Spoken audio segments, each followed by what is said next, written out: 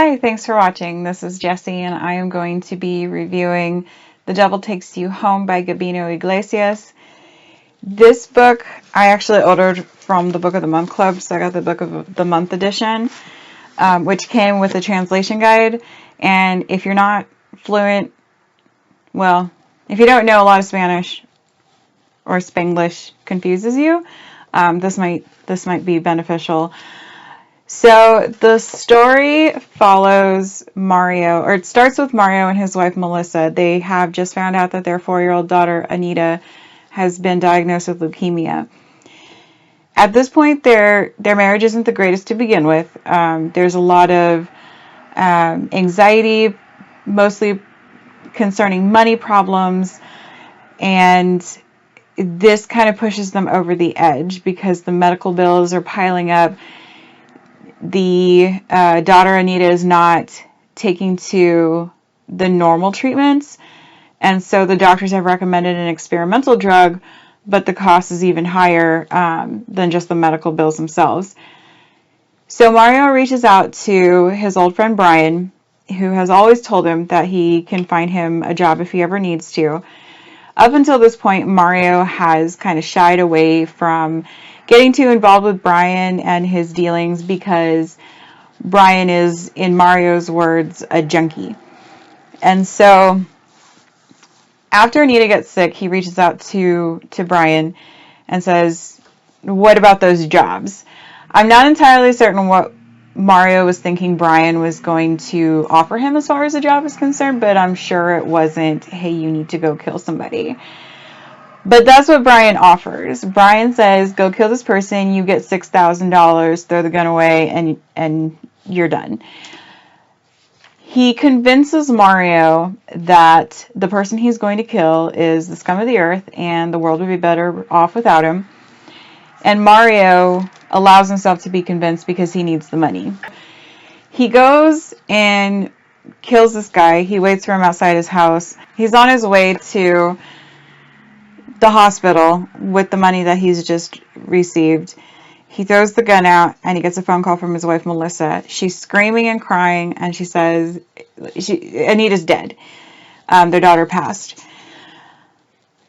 After the passing of their daughter, Brian keeps offering Mario jobs, and at this point Mario's taking them. He's like, "Fuck it, my daughter died. I don't give a shit about anything. I'll do whatever." So he keeps doing these jobs, and him and Melissa are having more and more problems. I think they both kind of blame each other, even though there's really nobody to blame. Melissa is constantly telling him how worthless he is because he doesn't make enough money. And the tipping point is, I think it's the sink. Something happens with the sink. And she says, she asked him to fix it, and she's like, "Never mind, I'll just call a professional or something like that because you're worthless." As she's walking by, she gets really close to Mario, and Mario elbows her. I think at this point she's behind him, but he elbows her from behind and gets her in the face. Melissa goes flying. She lands on the coffee table in the living room, breaks it. Mario looks around and sees Melissa bleeding, and he immediately feels bad. But instead of apologizing or going to her and helping her up, or whatever the case may be that would have kind of alleviated this terrible situation, he goes to the bathroom and locks himself in there until Melissa leaves, and she doesn't come back. And he's kind of, he spirals even more into depression. Brian contacts him and says, "Hey, I have this job for you. It's an end-it-all job. You'll have enough money to do whatever you want, move wherever you want, never have to worry about being middle-class brown man again." And Mario initially accepts. He meets Brian at a bar. Well, he goes to meet Brian at a bar. Brian's late, and because Brian's late, Mario ends up going to the bathroom, and there's a man in there who starts talking to him. He's trying to warn him off. And the more Mario looks at this guy, the more he reminds him of his neighbor who died. And this begins the kind of supernatural element of the story. So he kind of ignores this guy. He goes back out. He meets Brian, and Brian's like, hey, we got to go to my house to talk to the guy who's setting this job up. And Mario's like, why did you even have me meet you here? Why didn't you just have me meet you at your house? So they go outside. They're each getting into their respective vehicles, and the guy from the bathroom comes outside and like gets in Mario's face by his car. And Mario is about to like get into a fight with this guy, but when he goes to hit him, he realizes that, wait a second, this guy isn't alive. Like, he's dead. And not only that, Brian is seeing this unfold, and he rushes over to help Mario. But when he gets there, he realizes that this guy is levitating. He's not touching the ground. He doesn't exactly look, I guess for lack of a better term, concrete, tangible. So Brian starts freaking out. The guy disappears. Mario's just like, forget it. Get in the car. Let's go. They go and meet this guy at Brian's house who explains to him that they're going to steal money from a cartel. And Mario's like, no, thank you. I'm not going to have any of this insanity because I've seen the movies and the cartel people driving around with guns hanging out the window, just shooting everybody who gets in their way. He's like, no, thank you.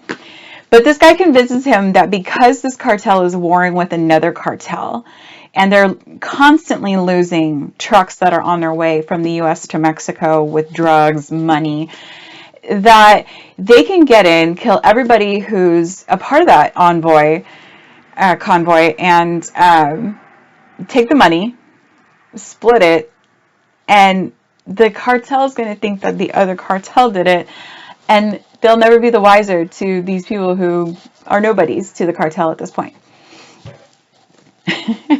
So Mario agrees, and they start making these runs through tunnels.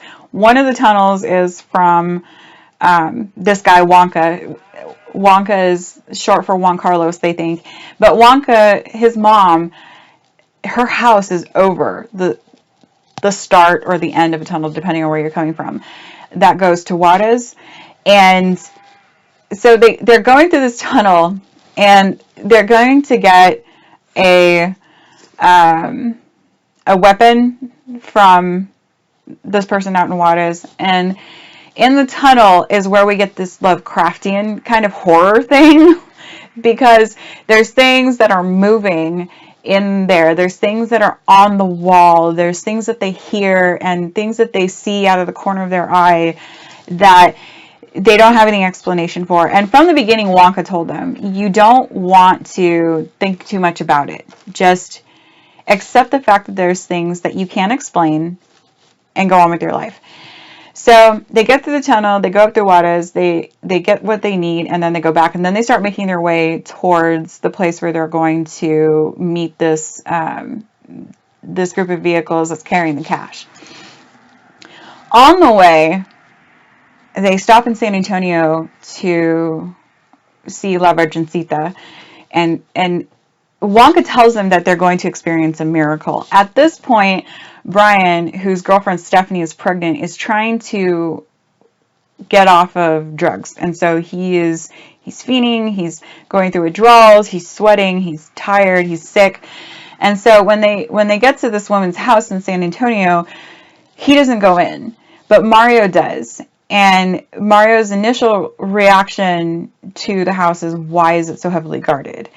So they go and they meet this old lady, and they're in this room, and there's this kid in the room laying on a bed. And I guess the kid, he's the grandson of the woman who owns the house. Her daughter was a junkie, and she gave birth to this kid who has no real, I guess, mental capabilities and limited physical abilities. And what happens in that house is not a miracle. It is a horror show, and it was devastating to read, and it was devastating. It's devastating to talk about now. Like, it's going to make, like, it's trigger warning all over the place. I'm telling you, it is horrible.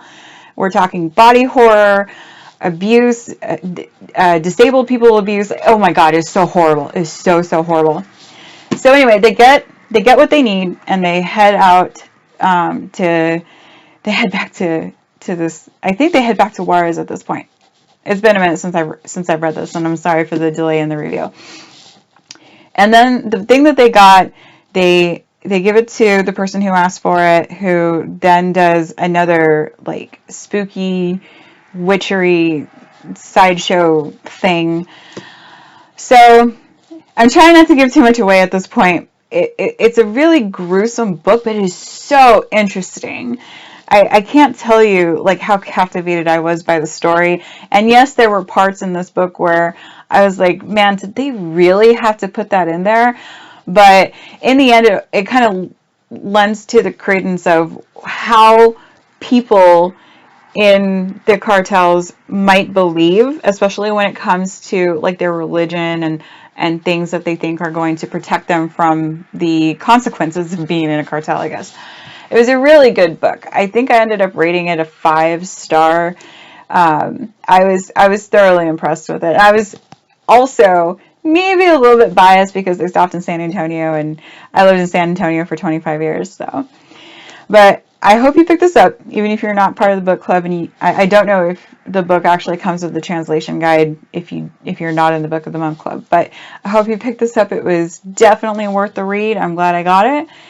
Thank you so much for watching. Like and subscribe below.